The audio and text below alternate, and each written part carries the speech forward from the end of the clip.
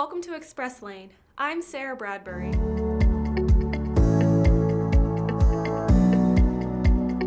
The long-anticipated state map has arrived. The new official Missouri map is making its debut on August 7th at the Missouri State Fair.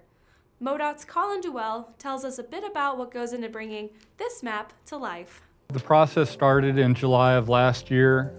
We knew that we needed to have a complete map by the State Fair of this year. We started the project with the last edition of the state map as our basis. We're able to start using those data sets as a catalog for where we needed to start at. What data sets did we need to research? Over here on the side, you'll see our table of contents. This is where we basically work with the catalog of data. We'll have all of our annotation is worked into the contents, and it works kind of like a layer process. So anything that's towards the bottom will be drawn on the bottom. So the further you get to the top, that'll be drawn on top of everything else. It was a huge project, and it took a long time. Stop by the Highway Gardens at the Missouri State Fair for your copy to plan your next big trip. You can watch the rest of the interview on MoDOT's YouTube channel by following the link above or in the description down below.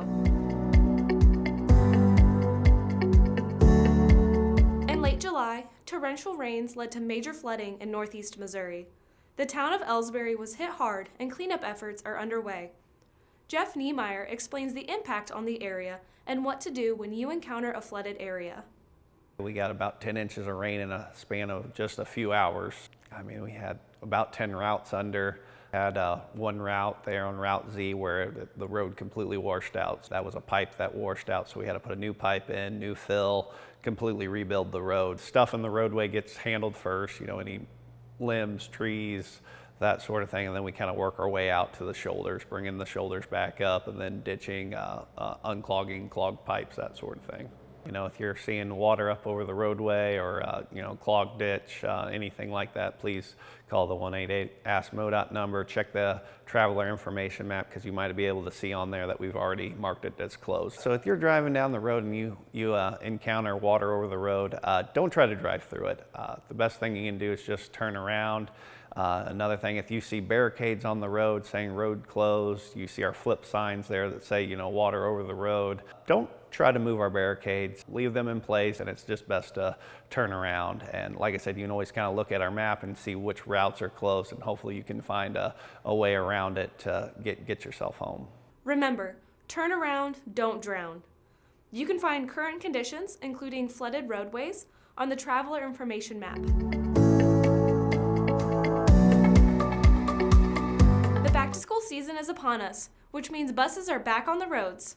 The Missouri Coalition for Roadway Safety wants to remind drivers to stop and stay as children get on and off buses. When you see a school bus stopped with its stop arm extended, stop and stay. It's the law. Whether you're behind the bus or in oncoming traffic, you have to stop both ways. Stay stopped until the flashing lights are turned off, the stop arm is withdrawn, and the bus starts moving again. Not only is it the law, which means you could get a big fat fine if you don't do it. It could save a child's life. Stop and stay. You can learn more about bus safety as well as other safety topics at SaveMoLives.com. I'm Sarah Bradbury, and this has been Express Lane. You can find more information on these and other stories at modot.org, and keep following us on social media to stay up to date on the latest news and travel alerts. Be safe out there.